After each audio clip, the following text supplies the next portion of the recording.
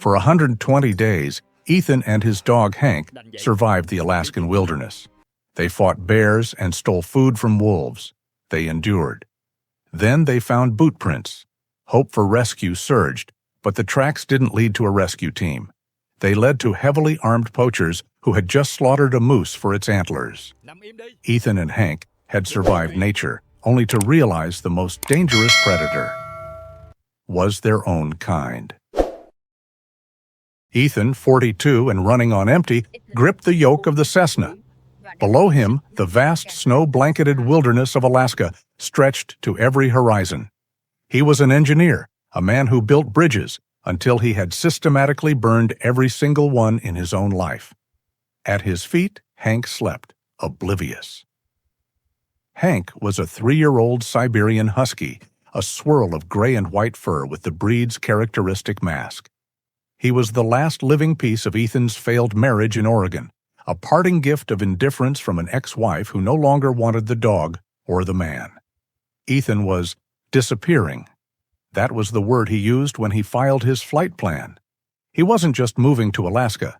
He was fleeing the shame of a lost career, ruined by a single reckless technical decision and the wreckage of a home destroyed by his own inherent impulsiveness. That same impulsiveness was speaking to him now. The weather report had been clear. A storm front was moving in fast from the north. But Ethan, impatient, had looked at the map and thought he could beat it. Now the sky was a bruised, churning gray. Worse, a faint amber light had been flickering on his console for the last 20 minutes. Oil pressure. He told himself it was just a faulty sensor, a minor issue he could fix on the ground. He just needed to get there. The storm hit them not as rain, but as a wall of wind and blinding snow. The tiny plane shuddered violently. Then the engine sputtered. It was not a faulty sensor. The sputtering became a violent metallic cough, then a sickening silence. The propeller windmilled uselessly. They were falling. Hank jolted awake, whining in confusion as the cabin tilted. "It's okay, boy. I'm sorry," Ethan muttered, his knuckles white on the yoke, fighting a battle he had already lost. He saw the trees, a dark green spike trap against the white, rushing up at them. He heard the agonizing sound of shearing metal as the wings clipped the tops of the pines. The final impact drove the air from his lungs, and the world dissolved into noise, pain, and then, mercifully, nothing. He woke to silence and a cold that felt ancient.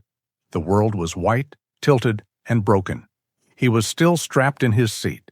A sharp, fiery pain bloomed in his chest when he tried to breathe. A broken rib, maybe several. He fumbled for the door, panic rising, and half fell, half crawled out into the deep snow. The plane was a mangled wreck, its nose buried in the drifts. And then he saw him. Hank, thrown clear during the crash, was standing a few yards away, shivering but seemingly unharmed. The dog let out a low, mournful whine. Ethan's first feeling was not relief. It was a crushing, suffocating wave of self-loathing. He had done it again.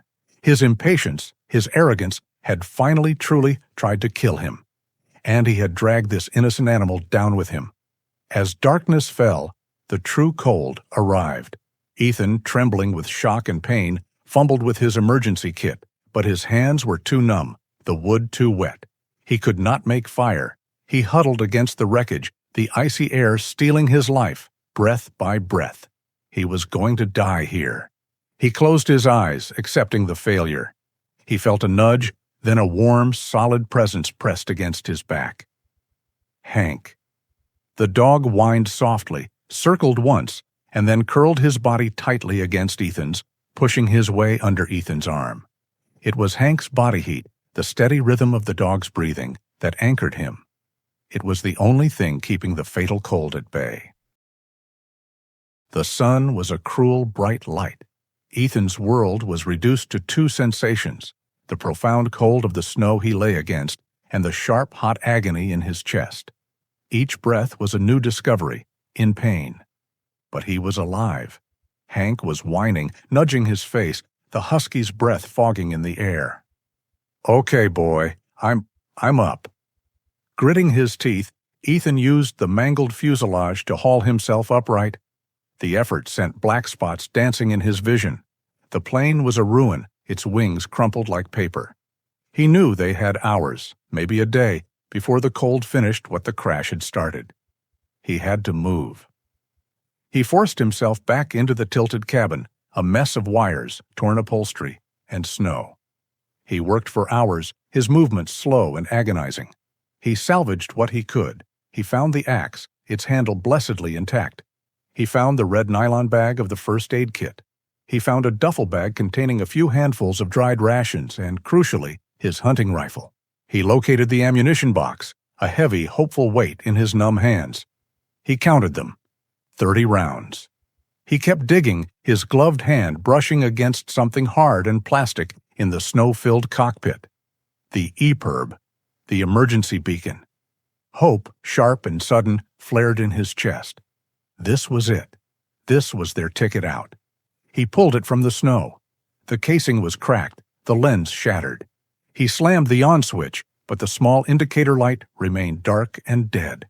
He tried again, his fingers fumbling, shaking. Nothing. It was smashed, useless, ruined by the impact. The hope died instantly, replaced by a cold, black rage. No.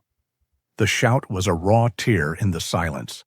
He raised the useless plastic box and threw it against the fuselage, where it shattered into pieces.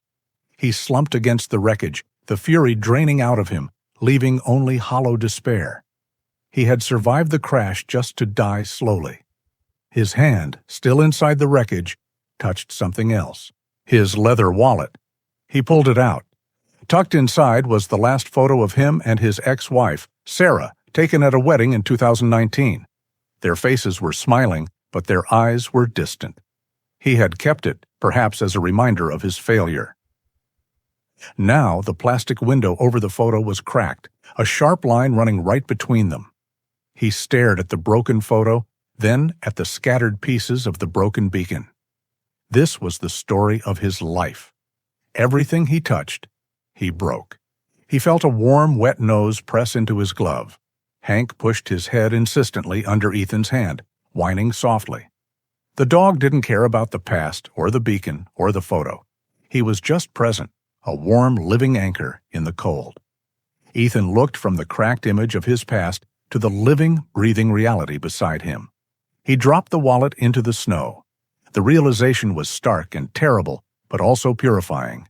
No one was coming. No signal had gone out. No one even knew where to look. It was just him and the dog. Ethan knew the wreckage offered no long-term shelter. His broken ribs were a constant, dull fire, but the need to survive was a greater one. On the third day, staggering through the drifts, he found it, a shallow rock overhang on the side of a wooded ridge. It was little more than a scoop in the stone, but it was defensible. He spent the next week turning it into a home. He salvaged the largest, flattest piece of the Cessna's fuselage, dragging it across the snow with agonizing effort. He set it at an angle against the opening, creating a crude barrier. He used the axe, his body screaming at every swing, to cut thick pine boughs, lining the frozen floor for insulation. He stretched the plane's tarp over the top, securing it with rocks, creating a fortress against the wind. The physical work was brutal, but the silence was worse. It was an immense, crushing weight that threatened to smother his sanity. To fight it, Ethan created rituals. He had salvaged the plane's navigational maps. On the blank reverse side, using a pencil from his flight kit, he started a journal. Day 5. Ribs ache. Snow stopped. Hank is restless. He also needed to track time to avoid letting the days blur into one long white nightmare. He pulled the hunting rifle close. Using the tip of his knife, he carved a single, vertical line into the heavy wooden stock. Day 1. He would add a new line every time the sun rose, a promise to himself that he would see another. But the journal wasn't enough. The silence was still too loud. He found himself speaking, his voice hoarse, to the only other living thing. "We need more wood, Hank," he'd say, and the dog's ears would flick. The simple command soon turned into something else. One evening, staring into the weak, sputtering fire, the loneliness became unbearable. She Sarah. She hated my impatience, Ethan whispered into the cold. Hank, lying at his feet, lifted his head and looked at him with dark, intelligent eyes. I didn't listen, Ethan continued, the words spilling out. I never listened. He found himself confessing. He told the dog about the job he lost, about the safety warnings he ignored, about the crash. I did this to us, boy. I'm sorry. Hank just watched, silent, non-judgmental. He was a psychologist in a fur coat, a friend who demanded nothing but offered everything. The true test came 2 weeks in. Ethan was asleep, exhausted, in the deepest part of the night. He was dreaming of warmth when a new sound entered the cave. It was a low, guttural growl vibrating from Hank's chest. Ethan was instantly awake. Hank was on his feet, his hackles raised, staring into the darkness beyond the tarp. Then Ethan heard it, a heavy snuffling sound and the scrape of a large body against the rock. A massive shape blocked the moonlight. A brown bear awakened from its winter den, drawn by the scent of their meager rations. Panic seized Ethan. He fumbled for the rifle. Hank didn't wait. The husky erupted in a volley of fierce, desperate barks, a defiant explosion of sound that filled the small cave. The bear roared, angered by the challenge. Ethan, his hands shaking, raised the rifle and fired. He did not aim at the bear. He aimed at the sky. The sharp crack of the rifle shot was deafening, echoing off the ridge. The sound, combined with Hank's relentless barking, was too much. The bear huffed, backed away, and disappeared into the night. Ethan sat, trembling, the rifle heavy on his lap. Hank slowly quieted, coming back to lick Ethan's hand. Ethan stroked the dog's head, his heart pounding. He realized with absolute certainty that if Hank hadn't been there, he would never have woken up. The rations from the plane were a distant memory. Ethan's ribs had mended into a dull ache, but a new, hollow pain had replaced it. Starvation. He had become a decent trapper, catching the occasional snowshoe hare, but it was never enough. The unforgiving cold burned calories faster than he could replace them. He was gaunt, his movements slow. Hank, too, had lost weight. The husky's thick fur could not hide the thinness beneath. They were both fading, shadows moving through a white world. One afternoon, while checking his useless snares, Hank suddenly stopped.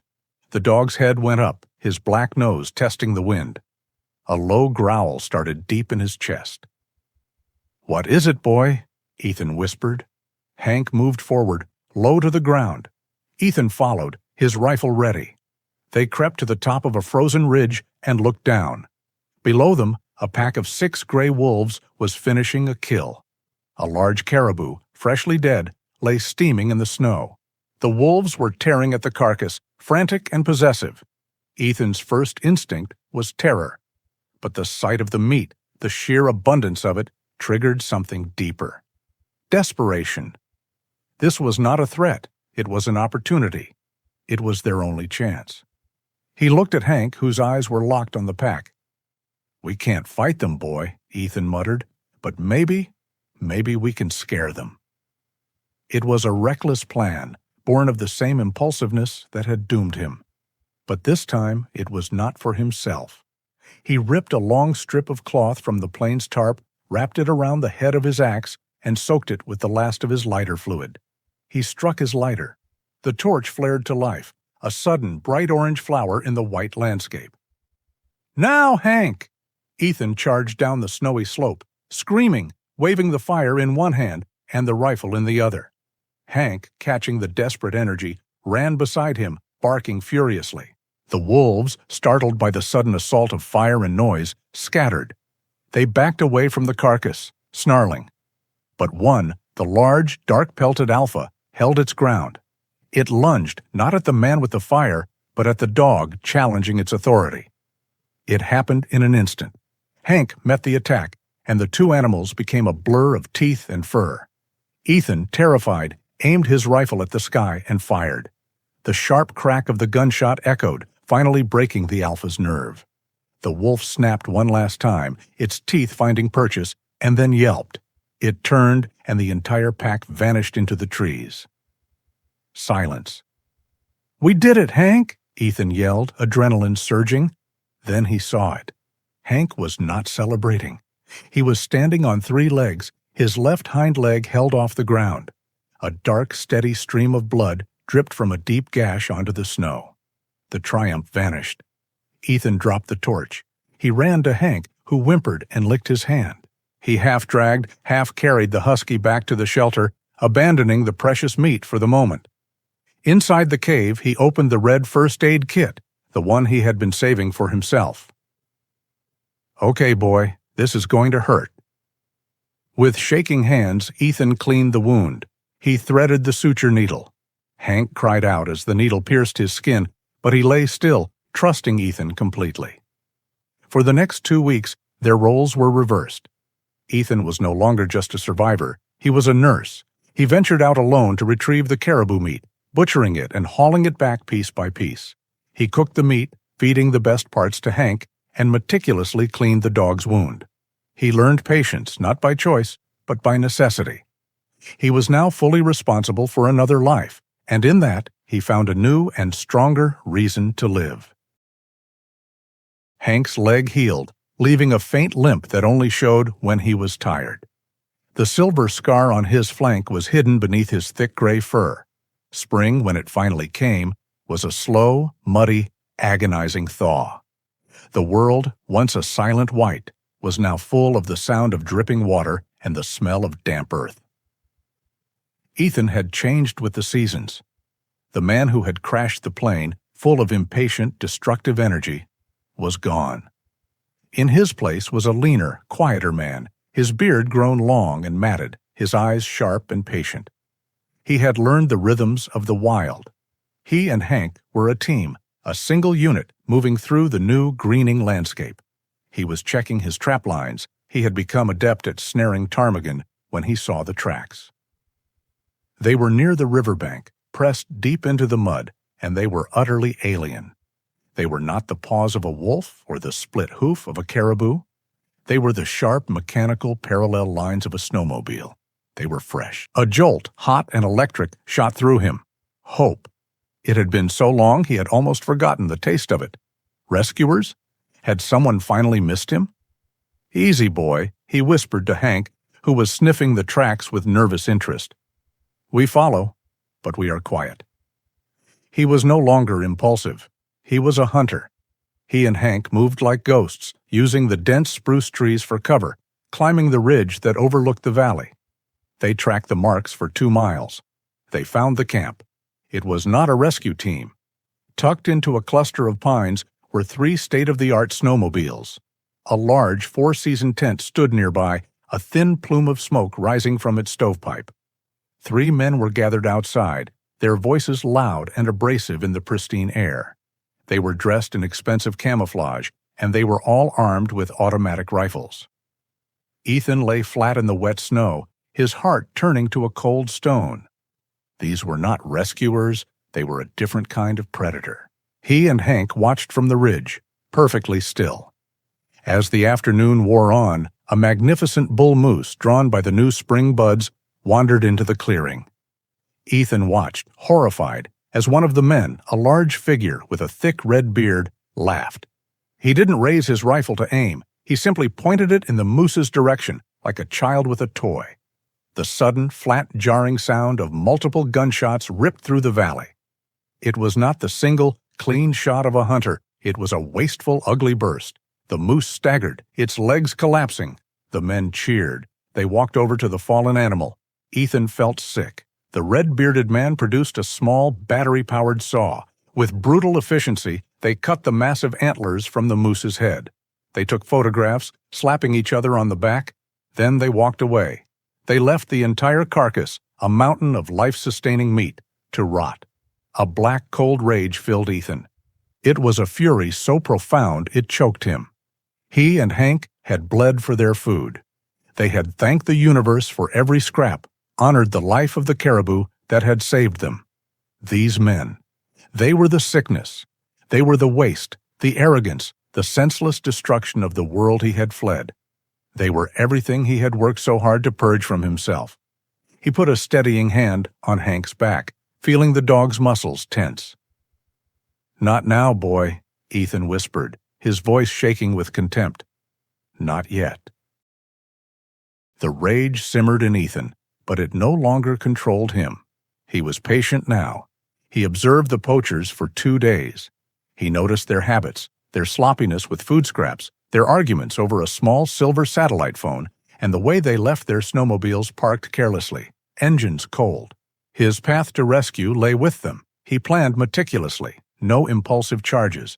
This was a calculated risk. On the third evening, as twilight painted the sky in streaks of orange and purple, Ethan carried a small, salvaged fuel canister to the edge of the poachers' camp. He had siphoned the last of the plane's fuel from its tank days ago, a desperate act, but now it was his weapon. Hank, silent as a shadow, moved beside him. Ethan waited for the moment when the 3 men were loudest, distracted by their campfire. The large, red-bearded leader was arguing with a younger man. Ethan emptied the fuel onto their makeshift woodpile, the dry pine needles eager for the burn. He lit a match. Flames erupted with a sudden whoosh, licking quickly at the tent. A loud shout of alarm went up from the camp. The men rushed to douse the fire, screaming obscenities at each other. This was his chance. While they were consumed by the blaze, Ethan, moving with the stealth he had learned in the wilderness, slipped towards the main tent. He saw the glint of the satellite phone lying on a makeshift table just inside the flap. He grabbed it. Suddenly, a loud growl erupted from beside him. "Hank?" The dog had spotted one of the poachers, a thin man coming back towards the tent. "Go, boy," Ethan whispered urgently. Hank didn't hesitate. He veered sharply, running directly towards the thin man, not to attack, but to divert him. The man, startled by the sudden appearance of the husky in the gloom, stumbled back, yelling. That precious second was all Ethan needed. He turned, the phone clutched in his hand, and ran into the deepening forest, Hank falling in beside him, herding him away from the camp. They scrambled up a steep, rocky ridge. Ethan fumbled with the satellite phone, his fingers cold, his heart hammering. He found the emergency number for the Alaska State Troopers. The call connected, crackling with static. "This is Ethan. My plane crashed. I'm in the Brooks Range. I need help. There are armed poachers here." The voice on the other end was calm, professional. "Sir, we have your coordinates. A severe storm front is moving in. We can dispatch a Coast Guard helicopter, but they won't reach you until first light tomorrow." "Tomorrow?" Ethan's voice cracked. "They're right behind me."